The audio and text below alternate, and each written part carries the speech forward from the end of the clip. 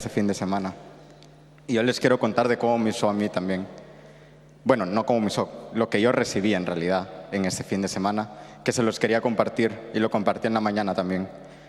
Y es que desde la primera noche que estábamos ahí, yo sentí que Dios me dijo que me tenía que volver a enamorar de Él. Y creo que muchos de los que estábamos ahí igual sintieron lo mismo, que Dios les dijo: enamórense de Él.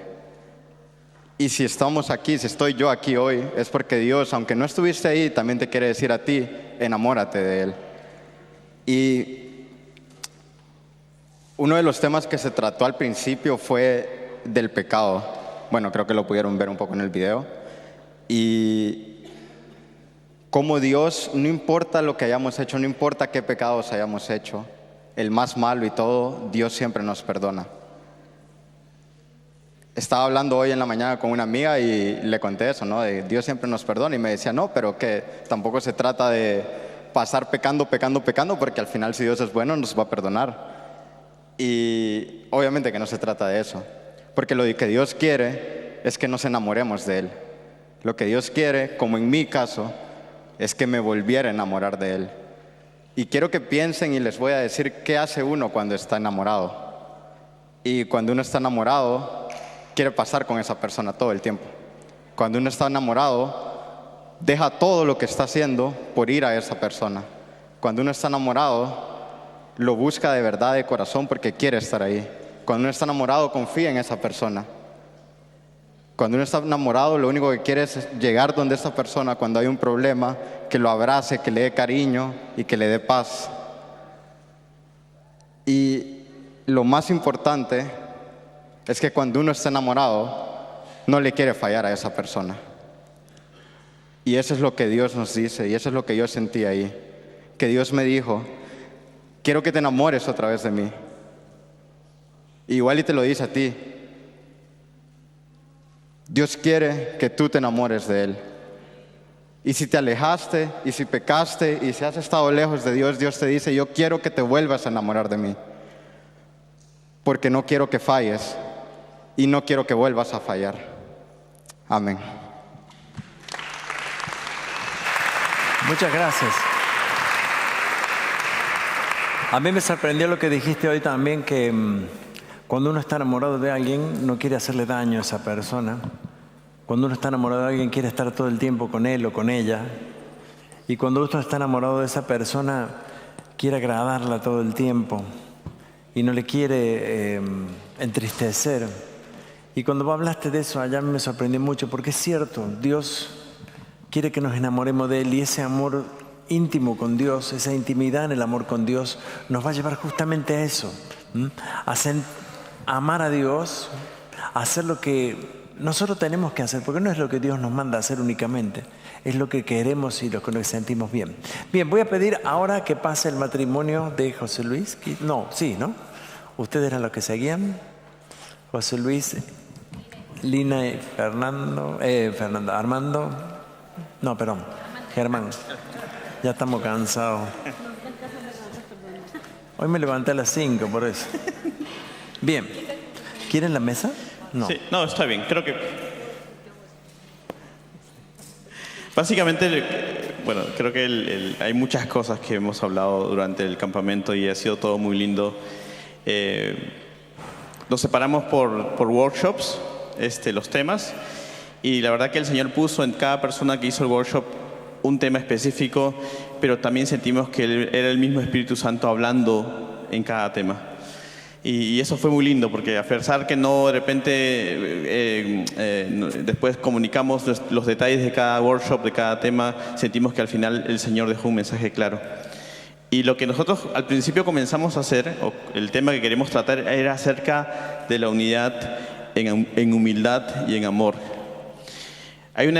Hace poco la pastora creo que mandó una foto al grupo de WhatsApp y me llamó mucho la atención, porque creo que básicamente resume mucho lo que nosotros queríamos hacer. Era la foto de toda la gente que estábamos en el campamento y ella escribió: somos uno.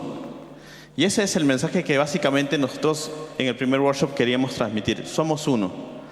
Y lo comenzamos obviamente con la parte que era importante. ¿Cómo podemos hacer uno? o cómo podemos llegar a decir que somos una unidad, que somos un cuerpo. Y comenzamos con la parte de la humildad, obviamente. Porque si no somos humildes, es complicadísimo que podamos realmente interrelacionarnos de manera sana entre nosotros. El orgullo, que vendría a ser parte o el término contrario a la humildad, es lo que muchas veces nos separa. Porque cuando uno tiene un conflicto con alguien, por el orgullo, por la soberbia, uno deja de escuchar y uno se ensimisma en uno mismo y uno siempre piensa que tiene la razón. Hay un versículo, que hay muchos versículos obviamente, acerca del orgullo, acerca de la humildad también. Santiago 4:6 dice: pero Él nos da mayor ayuda con su gracia. Por eso dice la Escritura: Dios se opone a los orgullosos, pero da gracia a los humildes. Creo que es importante que nosotros podamos entender que con la humildad uno tiene que también saber qué cosa es la humildad. También analizamos también esto y dijimos de que humildad es básicamente ver al otro como superior a uno mismo, pero no como uno sentirse menos que el otro, sino simplemente en amor, sabiendo que Cristo mismo se humilló a sí mismo y se sometió al Padre, también reflejando esa condición de humildad, también nosotros tener esa posición delante de los demás. Cuando uno se pone esa posición, uno lo que más hace, obviamente, uno escucha más. Y en el conflicto, en la discusión, eso puede obviamente ayudar a que nosotros podamos encontrar una solución a cualquier conflicto. Yo también dije algo que es importante en la parte esta del workshop, que nosotros como iglesia, y lo sabemos acá, hemos tenido muchos conflictos internos, y los tenemos de repente en este momento. Pero si no avanzamos más allá y vemos la meta principal, el llamado que tenemos como iglesia, ese mensaje, el lema del campamento que era levántate y resplandece, si no lo vemos realmente así, no vamos a llegar a ningún lado y vamos a ser simplemente un bonito grupo de gente que habla un mismo idioma, que viene de Latinoamérica o es hispanohablante o habla portugués, pero no vamos a tener un efecto de resplandor del Señor, y eso es importante. Hablamos también acerca del amor y básicamente lo que conversábamos era que el amor tiene que ser un amor que muchas veces uno tenga que negarse a uno mismo. Cuando uno ama, el primer punto, y lo acaba de decir también Saúl, cuando uno ama, uno se niega a uno mismo. Muchos de acá somos padres o son padres, y también siempre me acuerdo que mi mamá me decía, sí, todavía no somos padres, ¿ya? Sí. Mi mamá me decía, siempre era así, o mi papá también, de que ellos eran capaces de quitarse el alimento de la boca para poder darnos a nosotros como hijos. Y ustedes que son padres, creo que también harían lo mismo por sus hijos. El amor es sacrificial, siempre lo va a ser. Y eso creo que es importante entenderlo nosotros como creyentes, que nosotros si queremos realmente que el mundo afuera sepa de que somos hijos de Dios, que somos cristianos, hay una sola forma básica de mostrarlo. Y lo dice el mismo Jesucristo: de tal manera conocerán que son mis discípulos si se aman unos a otros. A mí me gusta estudiar mucho la palabra y los cursos son muy importantes, pero hay cada tipo de interpretación teológica y podemos obviamente abrirle la Biblia a cualquier persona, pero que lo que más va a derrumbar barreras en el corazón de la persona es el amor que le demos a la persona y el amor también que nos demos entre nosotros. Porque cuando venga alguien nuevo a la iglesia, al cuerpo de Cristo, si es que ve conflictos, si ve rencillas y no ve ese amor del Señor, lo que va a hacer básicamente es asustarse y decepcionarse de esos cristianos que somos nosotros. Y la suma básicamente era acerca de la unidad. La unidad sin humildad y sin amor no es unidad. Y si nosotros queremos levantarnos y resplandecer, sin unidad no vamos a llegar a ningún lado. Queremos realmente saber de que somos uno. Analizamos el pasaje de 1 Corintios 12. Los que puedan abrirlo, si quieren lo pueden abrir. 1 Corintios 12.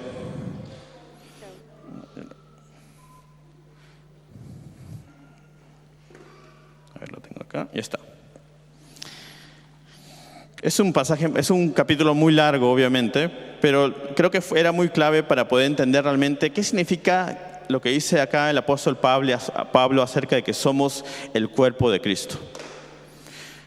El versículo 12 dice: de hecho, aunque el cuerpo es uno solo, tiene muchos miembros, y todos los miembros, no obstante ser muchos, forman un solo cuerpo. Así sucede con Cristo. Todos fuimos bautizados por un solo espíritu para constituir un solo cuerpo. Creo que lo que más me llamó la atención en este versículo, en este pasaje, era entender como una realidad que somos el cuerpo de Cristo. Que lo que me pase a mí como cuerpo de Cristo le va a afectar a la otra persona que es también parte del cuerpo de Cristo. Me acuerdo que hicimos una dinámica muy interesante que era hacer cuerpos con básicamente basura. Y fue muy interesante. ¿Por qué? Porque ahí nos dimos cuenta, visualizando eso, de que somos una unidad. Si yo me golpeo el dedo, me va a doler y va a haber una reacción en todo el cuerpo. Si a un hermano le pasa algo y está en algún tipo de tormenta, algún tipo de sufrimiento, lo que nosotros como creyentes, como familiares en la fe de esta persona, tenemos que hacer es tratar de levantarlo, animarlo, orar por esta persona. Que el dolor de la otra persona sea parte también de tu dolor, así como la alegría de la persona también sea parte de tu gozo. Hay una dependencia. Yo no puedo hacer de que lo que le pase a mi hermano en el Señor no me tenga por qué afectar a mí. Acá estamos en una sociedad que es muy individualista y obviamente eso es lo que más nos jala. Lo que uno latino aprende de la sociedad alemana es eso, en general obviamente. Pero acá cuando realmente entendemos que somos una unidad, que somos un cuerpo, vemos las cosas de forma diferente, porque sabemos de que dependemos mutuamente entre nosotros, porque somos una unidad. Después vimos el versículo 14 que decía, 1 Corintios 12, ahora bien, el cuerpo no consta de un solo miembro, sino de muchos. Si el pie dijera, como no soy mano, no soy cuerpo, no por eso dejaría de ser parte del cuerpo. Y si la oreja dijera, como no soy ojo, no soy cuerpo, no por eso dejaría de ser parte del cuerpo. Hablamos acá y el mensaje era, no somos una isla, no nos podemos aislar como creyentes. Si queremos realmente crecer en el Señor, necesitamos una comunidad local. Y a veces nosotros pensamos que como tenemos nuestra relación con el Señor, como nos va bien en nuestra vida, la iglesia de repente sí es bonita y de repente, miren, voy los domingos al culto, pero después no me interrelaciono con los demás. Y eso no es parte de la voluntad del Señor. El Señor quiere que nosotros estemos sumergidos en ese cuerpo de una iglesia local, que podamos ser de bendición, que podamos participar, que podamos servir, que podamos simplemente, y creo que es algo muy lindo que hemos comenzado a hacer en la iglesia, de repente no sepamos mucho de palabra, de la Biblia, pero lo que más tenemos es nuestro testimonio, compartirlo con los demás. Y así podemos ser de bendición entre nosotros. Después vimos en el versículo 21, dice, el ojo no puede decirle a la mano, no te necesito, ni puede la cabeza decirle a los pies, no los necesito. Básicamente repetir el mensaje es, nos necesitamos.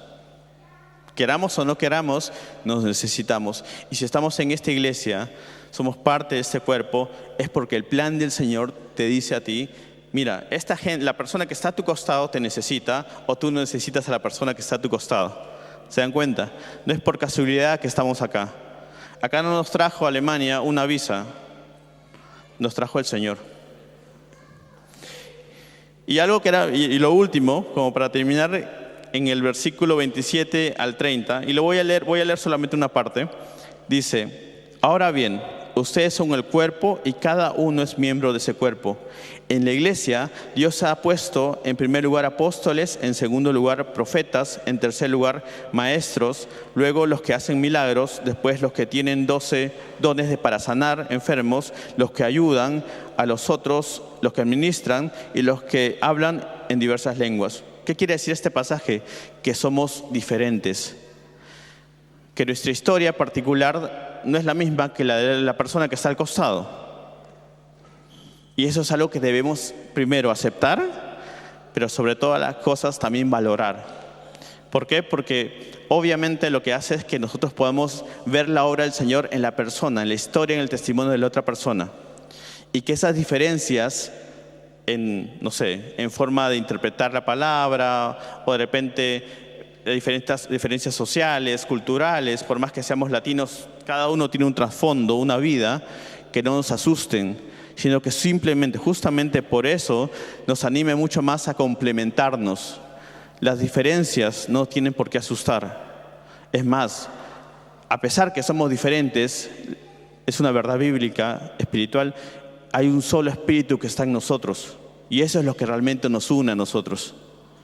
Así que eso nos anime a realmente entender de que en este cuerpo necesitamos de todos, de cada uno de nosotros, para poder salir adelante, para poder levantarnos como una iglesia, no solamente individualmente, sino también como una unidad, como esta iglesia latina, que se pueda levantar y pueda resplandecer en la oscuridad que existe en esta ciudad de Múnich. Básicamente ese era el mensaje. Bueno, yo quería también agradecerles a todas las personas que fueron al campamento, a todas las familias que fueron con sus niños haciendo ese sacrificio de estar allí. Gracias por haber compartido ese tiempo con nosotros, gracias por haber sacado ese tiempo y haberlo dedicado para convivir como iglesia, para practicar esa unidad de la que estábamos hablando allí en el campamento. Realmente esta unidad tenemos que seguirla trabajando, que no se quede simplemente en un hecho de un campamento, fue lindo, fue hermoso, sino que sigamos teniendo ese contacto entre nosotros, sigamos viviendo, trabajando esa unidad en el espíritu, porque va más allá de reunirnos un domingo en un culto, sino que ese amor, ese espíritu que Dios puso en nosotros debemos mantenerlo conectado. No, como decía antes José Luis, el no ser islas, formamos parte de un cuerpo muy grande. Tenemos que seguir manteniendo las partes del cuerpo unidas. Y esto simplemente quería agradecerles a todos aquellos que apartaron ese tiempo y decidieron ir a este campamento. A los que no pudieron ir, les quiero animar para la siguiente vez. Y que pongan ese deseo también en sus corazones, el deseo de no solamente buscar al Señor de manera individual, de manera personal, sino buscar también al Señor en comunidad y vivir esa comunidad. Muchas gracias, Cindy y Armando. A ver. Armando, no, sí. Bueno, también tocamos un tema que es cultura de honra y empoderamiento. Y fue muy gracioso porque, como dijo el pastor, todos hicimos los workshops por separado. Y fue muy lindo como Dios fue uniendo los temas uno a uno de una manera sobrenatural. Y bueno, nosotros hicimos un ejercicio muy lindo que se trataba de dar un acto de reconocimiento al hermanito, ¿no? Fue un ejercicio hermosísimo porque nos tomamos el tiempo para reconocer en el hermano algo que nosotros admirábamos, algo que nos inspiraba, algo que incluso sin conocerle nos inspiraba. O sea, si no se dieron cuenta, ustedes estuvieron profetizando, los que estuvieron en el campamento, ese fue un ejercicio de profetización sobre otra persona. Así que ese don se va a seguir despertando en esta iglesia. Y de ahí yo creo que nosotros tuvimos un entendimiento bien profundo sobre lo que significa cultura de honra y empoderar también a los demás, ¿no? A través de lo que reconocemos, ¿no? Y tocamos el versículo 60 de Isaías, que dice: las naciones serán guiadas por tu luz y los reyes por tu amanecer esplendoroso. Y bueno, ese versículo nos suena un poco como que too much para nosotros, ¿no? Y muchas veces el problema es que no tenemos esa claridad o esa revelación de nuestra identidad como hijos de Dios. Y básicamente porque pensamos que nuestra identidad no está detrás de la sombra, nuestra identidad está detrás de la sombra de Cristo y no bajo la luz de Cristo. Y explicando este cortito mensaje es que en el refugio, digamos, en la sombra de Jesús, nos sentimos muy bien. ¿Quién no se siente bien en la presencia del Señor? ¿Quién no se siente bien sintiendo ese abrazo de amor en su presencia? ¿Quién no se deleita en eso, no? Pero nuestro propósito es bajo la luz de Él, no mantenernos en la sombra de Él. Y se trata de, como dice el lema, o digamos el moto del campamento, era levántate y resplandece.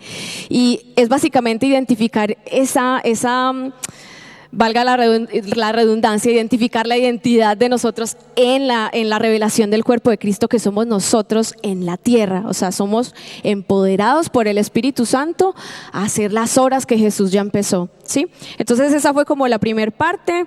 Nos guiamos por Lucas 24 del versículo 13 al 50, por si alguien lo quiere luego estudiar en casa.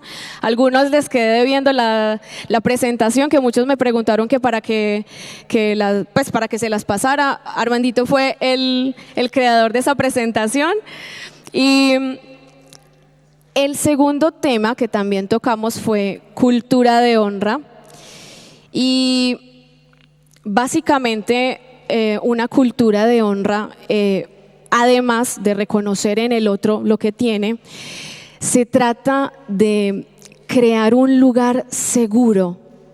Un lugar seguro en donde se respete esa necesidad de confianza y esa necesidad como de apoyo también emocional, digámoslo así, ¿no? Y básicamente nos guiamos en el pasaje de Juan 8 del 1 al 11, que fue el de la mujer que fue sorprendida en adulterio. Todos conocemos ese pasaje. Y vimos cómo Jesús, a diferencia de los fariseos, actuó con esta mujer. Estamos hablando de una época en donde los fariseos estaban muy, muy ligados a lo que decía la ley de Moisés, que para ellos estaba bien y es válido, porque era también su época y su gobierno en esa época era bajo leyes. Y aún siendo antes de la cruz, Jesús le enseñó por adelantado a esta señora le enseñó qué era la gracia y qué significaba la redención en ese momento, ¿no? Y eso, digamos, esa cultura de honra que él creó en ese momento, en esa situación tan terrorífica para esta mujer, porque sabía que iba a morir apedreada, porque era por la ley y sabía sí o sí que iba a morir. Cómo Jesús depositó en cambio la confianza en esta mujer. Recuerdan que Jesús le dijo: ¿Quién de los que te estaban acusando están aquí? Y ella dijo: no, nadie, aquí no hay nadie. Y Jesús le dijo: pues bueno, yo tampoco, así que vete en paz, pero no vuelvas a pecar más. Y a veces, va a sonar fuerte, pero a veces en las iglesias somos un poquito como los fariseos. Nos dejamos gobernar por las leyes. Así como los fariseos, por las leyes de Moisés, nosotros nos gobernamos por los mandamientos, por las buenas acciones nada más. Y yo creo que Jesús nos cambió un poco ese paradigma con la cruz, de nosotros ver a nuestros hermanos en nuestra congregación como realmente personas. O sea, Dios nos enseñó a que Él tenía mayor prioridad en las relaciones con las personas, y Dios mismo Padre lo demostró por medio de la cruz, viendo, o sea, Él lo demostró diciendo: ok, quiero hacer este sacrificio, pero porque me importa más la relación con ustedes que su relación con las reglas. ¿Me hago entender?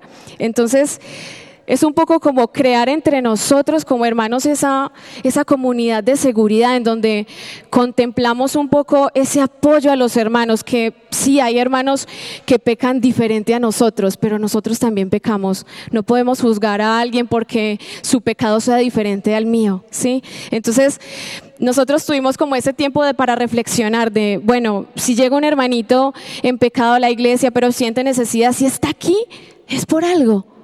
Tenemos que apoyarlo, tenemos que verlo con amor, tenemos que brindarle ese apoyo y esa confianza y verlo como Jesús lo ve a Él, ya redimido, dándole confianza a Él y dándole el espacio, porque cada proceso de restauración es muy diferente en cada persona. Entonces es respetar, en conclusión era como respetar y crear ese espacio de protección a la confianza y al arrepentimiento restaurativo de una persona. Así que básicamente ese fue el tema. Y otra cosita chiquitita, no deberíamos esperar a que llegue un campamento para nosotros reconocer lo que hay en las otras personas. Yo creo que no tenemos que esperar a que haya un evento para que ocurra ese tipo de cosas, sino si vemos algo en alguien que te bendijo, que te inspiró, que te acerques a la persona y simplemente lo dices. Y eso yo sé que le va a ser de bendición a esa persona, o como también va a ser de bendición para ti si alguien viene y se acerca y te lo dice. Y bueno, solamente eso, que aprendamos a romper con el orgullo, a tener más humildad como dijo los otros hermanos y simplemente dar reconocimiento, aprender a crear, a edificarnos unos a otros. Espera, no te vayas. El ejercicio que hicimos fue algo muy interesante y bueno, no lo vamos a poder hacer acá, pero yo lo quiero hacer un momento con vos, porque el empoderamiento o el hablar bien de otros, el decir a otros, y a mí me hizo tanto bien escuchar lo que nos decíamos unos a otros, que yo quería decirte que vos sos una mujer que sos muy apasionada por el Señor, y eso me inspira. Creo que lo inspira a muchos aquí en la iglesia. Y ayer me llamó la atención cuando estábamos ahí en el grupo, que contaban que te habían visto cuando estabas allá arriba, escondida, trabajando en el Bima, y cómo Dios te fue llevando en un proceso hasta llevarte a un lugar donde realmente sos de bendición para muchos. Esas son las palabras y esa es la forma de dirigirnos a los otros, ¿no? Diciéndole lo que son, el valor que tienen para nosotros como personas. No es que ella sea perfecta, no es que alguien sea perfecto. No se trata de eso. Es descubrir en el otro eso que me hace bien y que me ha edificado. Gracias, Cindy. Sí, a ver, dime. Yo compartí también en el ejercicio y le dije al pastor, porque él también estaba curiosamente en mi grupo, y es que digamos, el apoyo del pastor durante todo este proceso desde que llegué a la iglesia fue para mí de mucha bendición, y yo a él se lo dije también en ese momento, y es que a mí me ayudó a crecer mucho, que desde el comienzo, desde que llegué, él como que hubiese depositado en mí esa confianza y creyó en mí, y eso a mí de verdad, pastor, lo digo delante de todos ustedes, que me inspiró a hacer más y me hizo creer también a mí misma que yo podía hacer muchas más cosas de las que yo pensaba, ni imaginaba que iba a hacer. De verdad. Desde corazón. Qué lindo. Bien, nos quedan dos. Miren, ese campamento fue una cosa tremenda, y yo creo que en esos pequeños talleres que nos hicieron, como contaba José Luis allí, nos hicieron hacer un muñeco y trabajamos con un montón de basura, papeles y no sé, pero nos edificó tanto descubrir lo que somos, ¿no? Y lo que representamos. Dale, contanos que... Bueno, a mí me tocó uno con mi esposa, lo hicimos entre los dos, pero hoy lo resumo ahora yo. Yo pedí un texto, si lo puedes colocar. Yo soy el Señor, cuando llegue el momento actuaré sin demora. Y hablamos del tiempo. El tiempo es un concepto relativo. De hecho, en algunos congresos que he podido estar de física, de astronomía, el tiempo se trata a nivel ya filosófico, es algo muy casi que abstracto. Y por ejemplo, si tú tienes la mano un minuto en el fuego, o si estás con la persona que amas un minuto, se siente diferente ese tiempo. Con Dios pasa lo mismo. El tiempo de Dios, y hablamos de cómo se llama en la Biblia, el kairos, es diferente al tiempo del hombre, el cronos. Y a veces creemos que Dios tarda en hacer las cosas, pero Dios no tarda en hacer las cosas. En su tiempo Él hace lo que prometió que iba a hacer. Y lo que tenemos que desarrollar es la paciencia, no desesperarnos. Vimos varios ejemplos en la Biblia acerca de eso. Uno que a mí me gusta muchísimo es la resurrección de Lázaro. Cuando Lázaro murió, Jesús le dijeron, está enfermo, ven a verlo. Y Jesús a propósito se desvió del camino y tardó 4 días después de la muerte de Lázaro en llegar. A propósito. Y ese es un ejemplo muy lindo. A los ojos de los hombres, Jesús llegó tarde. 4 días después. Llegaste tarde. Pero en el tiempo de Dios, no fue tarde. En su momento actuó. Y lo aplicamos a nivel personal. Cada uno de nosotros, muchos de los que están aquí, yo sé que tienen una promesa de parte de Dios que Dios les ha dado y que no se ha visto todavía cumplir. Esa promesa que Dios te dio y que no has visto cumplir, Él te dice, yo soy el Señor. Cuando llegue el momento, lo verás. Punto. Y a nivel de iglesia también, hay promesas para la iglesia que llevan años. Muchas yo ni las conozco, pero el liderazgo de la iglesia y los que llevan aquí años tienen promesas que han recibido de parte de Dios para la iglesia latina. Lo mismo, yo soy el Señor. Cuando llegue el momento, lo haré. Así que aprendamos a esperar con paciencia porque Él va a cumplir sus promesas sin duda.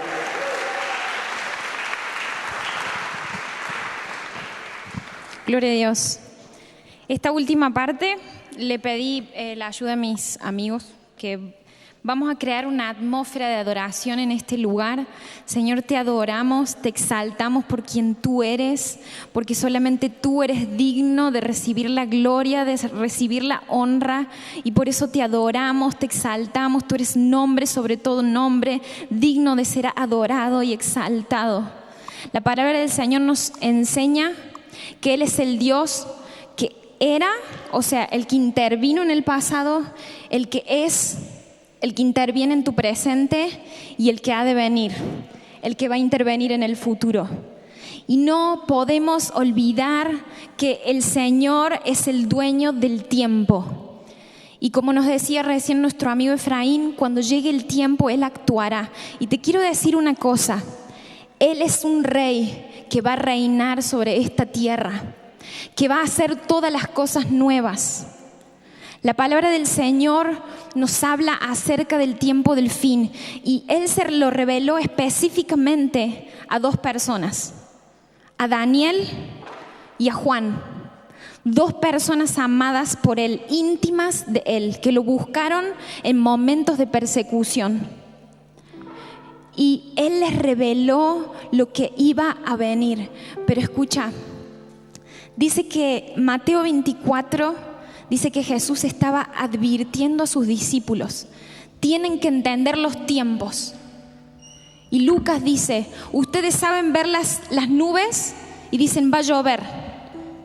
Hipócritas, les dice, que no saben interpretar los tiempos que estamos viviendo. Y yo quiero decirte una cosa, si vos pensaste que el tiempo del fin era una cosa para teólogos o era una cosa para las generaciones que vendrán, yo te quiero decir que eso no es así. Porque Jesús les dijo a sus discípulos, no sean hipócritas, no ignoren los tiempos del Señor. Y Él nos está preparando como iglesia para su venida. Él nos está santificando, nos está perfeccionando. Y escucha, dice que va a haber un sistema de maldad que va a estar dirigido por una persona que va a ser el anticristo, es decir, va a estar en contra de todo lo que es Cristo. Y que las tinieblas van a cubrir esta tierra. Pero hay algo interesante que Daniel 12 dice. Y dice, los entendidos resplandecerán. Hermano, necesitamos entender los tiempos de Dios. Necesitamos entender los planes de Dios. Si tuviste miedo en tu vida de entender los tiempos y los planes de Dios, en el nombre de Jesús, pido que el Espíritu Santo te esté ministrando en este momento y te libere de todo temor. En el nombre de Jesús, para entender que Él es el Rey que está viniendo, que va a venir en búsqueda de su iglesia. Y escucha, dice que el anticristo, Daniel nos enseña esto, que el anticristo va a tener tanto poder y tanta influencia que va a sentarse en el templo y decir que Él es Dios. Anticristo. No existe un Cristo, yo soy Dios, va a decir. Y todos sus seguidores dice que van a creer en Él y que los va a marcar con su marca. Y dice que les va a hacer creer que va a venir el Cordero y que lo van a poder vencer. Los va a engañar. Jesús en Mateo 24 les dijo: tengan cuidado de que no les engañen, porque vendrán falsos cristos. Y saben que esta palabra engaño también significa, dice que muchos van a tropezar. Y esta palabra significa muchos se van a escandalizar de lo que va a pasar, pero porque no van a entender los planes. Y yo en el nombre de Jesús declaro sobre tu vida hoy que vos no vas a ser ese que se va a escandalizar. Vos vas a ser un entendido en los tiempos de Dios. Vos vas a conocer los planes de Dios en el nombre de Jesús. Y escucha, no sé si acá hay gente que fue a Israel, que se acuerde cuando nuestro guía nos llevó al valle del Armagedón y nos dijo: acá es donde se cree que va a estar el anticristo y sus seguidores. ¿Se acuerdan? Y dice que van a ir a ese valle y que van a esperar al Cordero. Pero dice que el Cordero ni siquiera tiene temor porque él ya venció. Pero muchos van a ser engañados y confundidos y van a estar ahí creyendo que pueden ganar. Pero dice que el Cordero, con la espada de su boca, que es su palabra, los va a vencer. ¿Cuánto le dan gloria a Dios por eso? Yo te doy gloria a Dios porque tú venciste, porque tu palabra dice que tú tienes la llave de la muerte en tus manos. Ya no hay nada que... Yo quiero que entiendas esto. El mundo en el que vivimos hoy es un mundo gobernado por otro sistema que no es el de Cristo, porque como humanos decidimos alejarnos de su presencia. ¿Se acuerdan cuando? En el Edén, cuando le dijimos: nosotros sabemos cómo vivir nuestra vida sin vos. Yo quiero comer de ese árbol de la ciencia, de la sabiduría, del bien y del mal. Y así es como estamos. Pero ¿sabes qué? Dios es un juez, sí, va a juzgar, va a soltar juicio sobre esta tierra, sobre las naciones de la tierra. Pero ¿sabes qué? Él es un juez justo y Él es un Padre bueno. ¿Cuántos caminos que Dios viene haciendo a través de la historia para que volvamos a Él? En el Antiguo Testamento, a través del tabernáculo, después vino el templo, después vino nuestro Señor Jesucristo, que caminó entre nosotros y dice que Él es el camino, la vida eterna, y que por medio de Él conocemos al Padre. ¿Y sabes qué? Pedro nos enseña y nos dice que Él no está demorando su venida, que Él va a cumplir su promesa, pero si demora su venida es porque tiene misericordia de las almas que todavía no le conocen. Escucha, hermano, la palabra del Señor es vida, es esperanza. También es un fuego que consume y va a consumir todo lo que no es de Cristo. Pero escucha, así como Juan el Bautista, ¿se acuerdan de Juan el Bautista? Dice que él era una voz del que clama en el desierto y clamaba: hay alguien que va a venir después de mí, que no les va a bautizar solo en agua, les va a bautizar en el Espíritu. Escucha, dice que en el fin de los tiempos el Espíritu de Elías es necesario que venga.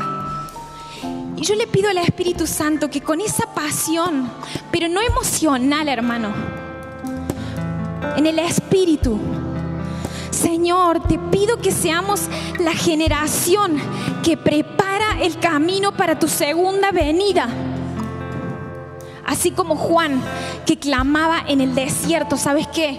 Muchas cosas van a parecer desierto en esta vida, en este mundo actual en el que vivimos. La muerte nos va a rodear como a Lázaro. Pero así como Jesús le dijo a Marta: verás la gloria de Dios. Iglesia de Cristo, vas a ver la gloria de Dios en medio de las tinieblas. Lo vamos a ver resplandecer. Por eso te digo, mira, esto no es una cosa de adultos solamente, no es una cosa de las generaciones nuevas. Hechos 2 dice que estaban esperando la venida del Espíritu Santo. Jesús le dijo: esperen, porque voy a enviar al Consolador, al que les va a recordar todas las cosas. Sus discípulos le estaban esperando allí. Dice que descendió el Espíritu Santo y la gente, algunos no entendían lo que estaba pasando. Pedro les recuerda y les dice: oigan, no están borrachos.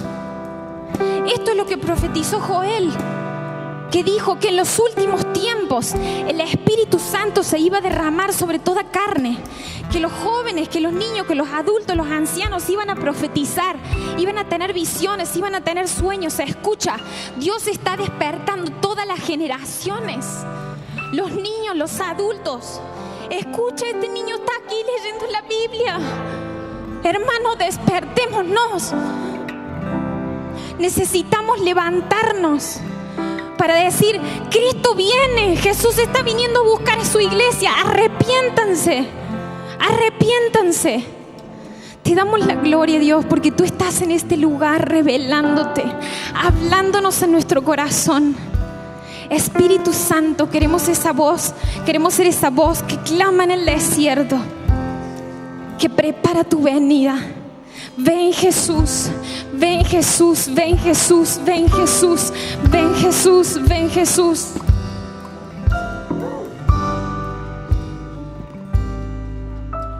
Pongan de pie un momento. Y como hicimos en el campamento, y lo que decía Miki ahora, muchos quizás no entendían todo en el contexto. Lo que ella estaba diciendo es un llamado de Dios. Es un llamado de Dios a nosotros. Leímos Isaías 65:24, que dice que ahí está lo que vos decías, Miki, que nosotros tenemos que realmente tomar conciencia de esto. Y Dios te dice este domingo: antes que me llames, te voy a responder. Todavía que estarás hablando cuando yo te habré escuchado.